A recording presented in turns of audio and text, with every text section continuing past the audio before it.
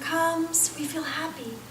We can go outside, everything is beautiful, there's all the fruits and vegetables, everything is coming to harvest, and you think of how inside of you what is happening.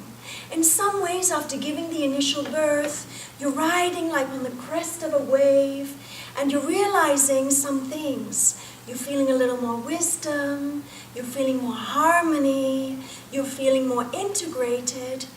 And I invite you at this time to find out what should one do at this moment, at this chapter, when everything is flowing so nicely, you understand, you're feeling the aspirations. What should one do? What can also happen to us on the inside when everything on the outside is flowing very nicely along? Sometimes we have the possibility of forgetting a little. When everything is flowing in life, isn't it true that sometimes we forget all the disciplines, all the efforts, all of our inner concentrations, because the union that we are seeking and the realization of this union sometimes is easy and sometimes seems to be beyond our reach. So, how can this affect us in this moment of cycle? We have begun and we're feeling the plateau and everything is good. How does this affect us? I'm going to tell you now a story, a little story of the symbol of the deity in India, and his name is Shiva. Some of you may be familiar with him. And Shiva was a great yogi, supposedly the originator of yoga. And he was there on the mountain, he was meditating in tremendous power. And his enemies didn't like this, so they decided to send him an elf of forgetfulness. And this elf came upon Shiva, and all of a sudden Shiva started to feel the power of this elf, and immediately as he realized that he was feeling the power of this elf, he started to dance. And he started to dance so powerfully, a cosmic dance.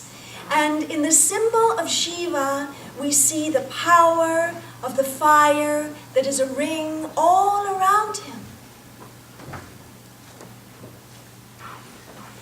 And as he is dancing, what is happening?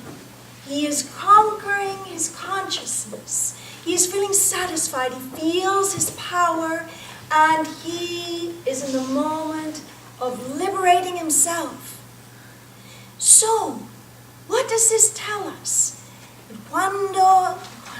That when this little elf comes to our shores, the elf of forgetfulness, we must try to find our inner cosmic dance in the symbol of a fire that is inherent and inside of us. How do we do this? We must try with many different ways to conquer this elf of forgetfulness in the moments of abundance on the spiritual path. We must try to find an equanimity inside of us. What does this mean? It means that, and this is one of the most important things, to be able to conquer the waves of the heart and the mind self as it comes with the crests of these waves on the shores of our consciousness. We must be able to find an equanimity inside of us. And as we find this equanimity, is it a place that we can always go back to, a place that we can always harness. And this equanimity will come with many things, but especially with the spiritual disciplines. What is it that helps you particularly in your quest of harnessing your being? Whatever it is that for you inspires you, that is your path. I and those who are serving others on this path of wisdom can only serve to take you to what for you will help you to reach the inspiration and the conquering of the self. So the spiritual disciplines, very, very essential. We have the meditation, we want to meditate together. I want it to be very powerful. We're invoking the creative fire together. I would like to give a seed to you so that you can continue to immerse yourself in your own particular creative fire, in the celestial fire. We have the mantras. This is wonderful. This is a magic. All the ancient civilizations had these words, sacred sounds. If you like to sing, then take the mantra or whatever words that for you are powerful and make them an incantation. Why not? You are here to create and experiment with yourself. You are here to relive and revive yourself so that you remember exactly what it is that drew you to the inner mesmerization process that is a falling in love with your inner self and the cosmos and the transcendent reality. Secondly, we must prepare. Make hay when the sun shines. That's right. So what does that mean? It means that the sun is shining, it's summertime, but we should also see this time of joy, see this time of happiness, see this time of spiritual productivity as an opportunity to deepen what for you is real and true and profound and that helps you to liberate yourself in every sense. So, I'm trying to give you secrets that along the way I managed to discover myself, and I think that these secrets in many ways will try to inspire you to find the moments when you feel free, when you feel full of light, to go deeper and deeper and deeper until you feel you're really beginning to conquer yourself, your instrument here on the earth, and then to connect with the cosmic reality and the transcendent reality beyond even the forms on the cosmic realm. Beyond the lights, beyond the forms, there is a transcendent reality that is pure stillness. If we see the clouds in the sky or in an airplane, we go beyond that and everything is so physically still. And that is the reality of the higher realms. So we are here in this magical reality, if we can make it a magical reality, the earth, and then we have the possibility to go up into the inner cosmic reality, and beyond that the transcendent reality, which is beyond the beyond of all the forms. To reach the complete and total unity of your consciousness with the origin of everything that exists. And therein we find, of course, there is no division. So it is the elevation that is very important in the summertime when all things are good. That is the time to feel your roots into the earth and take your bows, your arms up towards the heavens like a beautiful tree. So, what did they say was the origin of all creation? Because it's not only an invocation and fire that we're here to reflect on tonight. We are here to reflect upon the creative force.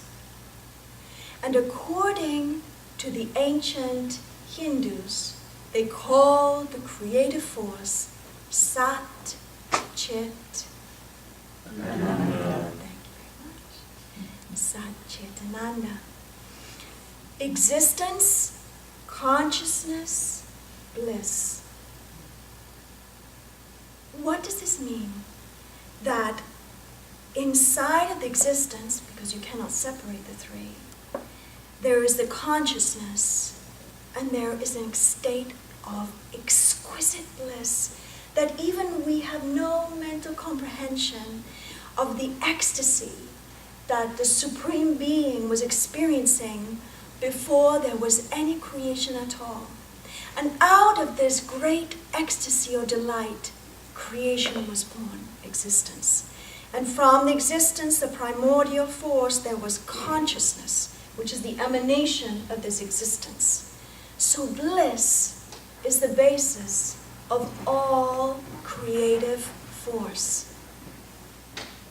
If you are able to unify yourself with this force, you will be able to unify yourself with the bliss, and you will be able to unify yourself with the creativity that will help you with your own creativity in your individual self, for the creativity in your life so you can be realized in your life, and also with the art that is the transcendental creativity of yourself on a celestial level.